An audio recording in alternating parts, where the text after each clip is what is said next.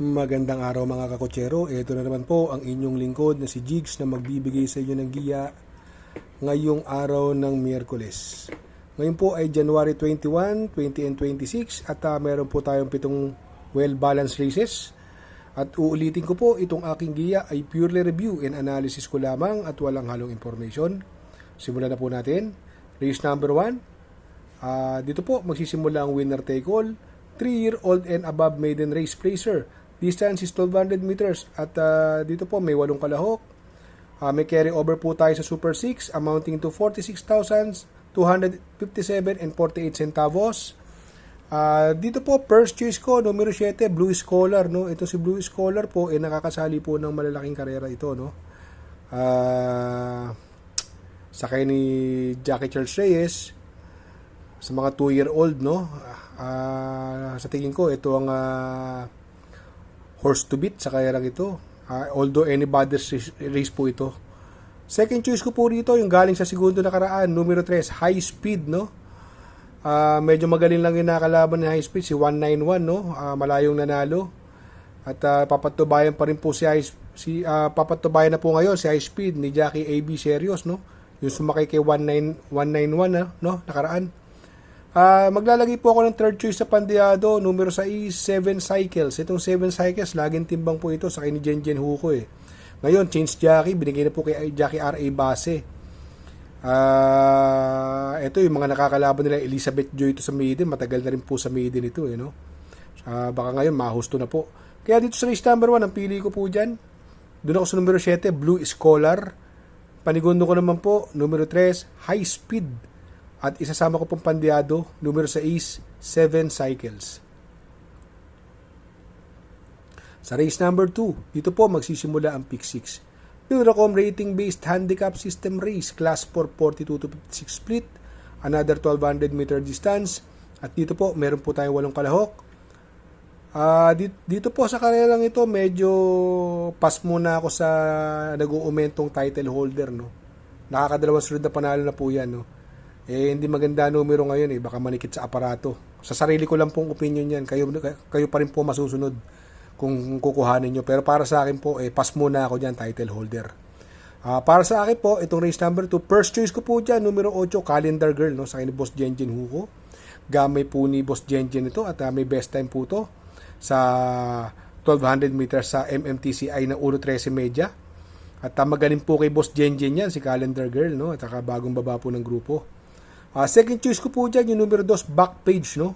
Ito si Backpage, naiiksian na ako sa karera, pero sa tingin ko, malaki panalo niyan, no. Magaling po kay si Jackie Joel Cabarios siya, si Backpage. Kung may sakaling maghagaran sa unahan, yan po ang re-remate dyan, si Backpage. Maglalagay po ako ng Pandiado rito, numero 5, Golden Andalay, no. Nasa papatubayan ni Jackie JL Santiago nung karera, ang ganda po ng tinakbo nito, Golden Andalay. Lalo ngayon, wala akong nakikita ang ibang matulin bukod kay Calendar Girl. Baka mapabayaan sa una si Golden Andalay, makabuo. At maganda pong Pandihado yan, si Golden Andalay. Huwag po kayo mawawalan yan, Pandihado po natin yan. Kaya dito sa race number 2, ang pili ko po, doon ako sa numero 8, Calendar Girl. Panigundo ko naman po, numero 2, Backpage. At isasama ko pong Pandihado, numero 5, Golden Andalay. Sa race number 3, dito po magsisimula ang pick 5. Eurocom rating-based handicap system race, class 5, 17 to 41 split. Distance is another 1,200 meters at dito po may 8 kalahok. First choice ko po rito, sa tingin ko ang pwedeng mauna at wala ko nakikita ibang matulin. Numero 4, Angry Maxine, sakay ni Jackie JL Santiago. Sa tingin ko sa iksi ng distansya at walang ibang matulin. Possible, pwede makatawid itong kabayong ito. Angry Maxine, magaling pong mauna yan. Second choice ko po dyan, yung numero 5, Days Ex Machina, no? Sakay ni Jackie JT Pabilik. Last run po ni Days Ex Machina. If I'm not mistaken, tercero or kwarto dumating ito. Medyo wala pa nung karera to, no? Sa tingin ko ngayon, sa baba ng laban, ito ang matindi makakalaban ng Angry Maxine. Magsasama po ako ng Pandiado rito, no? Yung numero 2, Bang, no? Sakay ni Jackie RB Poblacion. Ito si Bang, may toyo lang to, no? Pagka dumiretso takbo nito, magandang Pandiado po yan dahil mababa na rin po sa laban. Kaya dito sa race number 3, ang pili ko po, Doon po ako sa numero 4, Angry Maxine.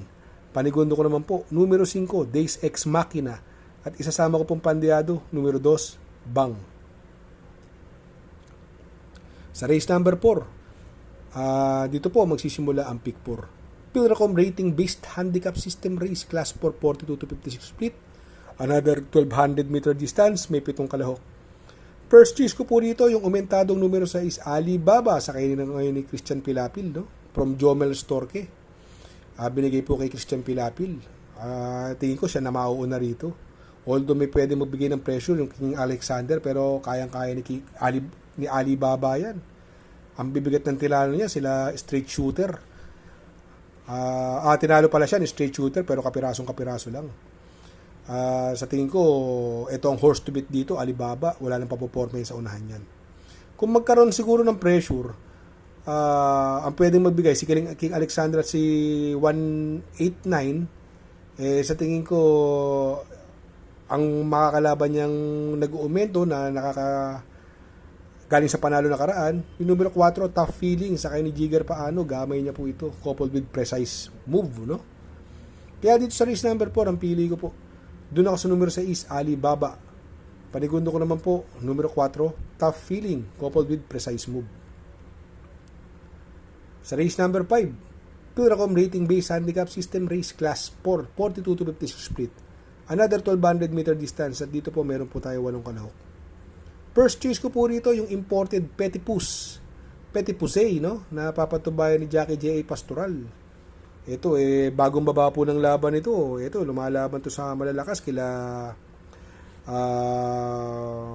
high intensity ang mga nakakalaban po niyan. Kila Great Barrier Reef, no? Petit Pousse, no? Second choice ko po rito yung numero 6 na si Doña Chichay, no? Si Doña Chichay po, nakaraan nag-umento na naman po, nanalo po 1.26 sa 1400 meters. Sa tingin ko siya mahigpit na makakalaban ni Petit Pousse. Kaya dito po sa race number 5, no, ang pili ko po dito, doon ako sa numero 1, Petit Pousse. Panigundo ko naman po numero 6, Doña Chichay. Sa race number 6, sa penultimate race, Pilracom rating based handicap system race class 5, 17 to 41 split. Another 1200 meter distance, at dito po meron po tayong 8 kalahok. First choice ko po rito, sa tingin ko solo air ito. Numero 1, Windstorm, sa kanya ni Jackie J.L. Santiago, no? Maiksi ang karera. At may prebang 1.13 medya yan sa 1200 meters. Ang ganda pa ng numero, Windstorm, no? Sa tingin ko medyo nakakalamang po ito. Siguro kung magpo-protection po ako rito, yung numero 8, Sky Lover, no? Gamay naman ni JT Pabilik ito, Jackie JT Pabilik. Sa tingin ko, ito ang baba rin sa laban. Mahigpit na makakalaban po ni Windstorm yan. Kaya dito sa race number 6, ang pili ko po, doon ako sa numero 1, Windstorm. Panigundo ko naman po, numero 8, Sky Lover. Sa race number 7, sa last and final race, Pilracom rating based handicap system race 42 to 56 split. Distance is another 1200 meters, at dito may 8 kalahok. First choice ko po rito yung bagong baba, numero 5, Sabel, sa kay ni Jackie RCC Mashu. Sa tingin ko ito mauuna dito, although nandiyan yung Doña Teresita at Axis Deviation na magbibigay ng pressure sa kanya kay Sabel. Ang baba na po sa laban nito. Kung hindi niyo na itatanong, nung mga nagpapanalo yan, nagpo-prueba po sa 1400 ng 1.24 medya yan, 1.25 si Sabel.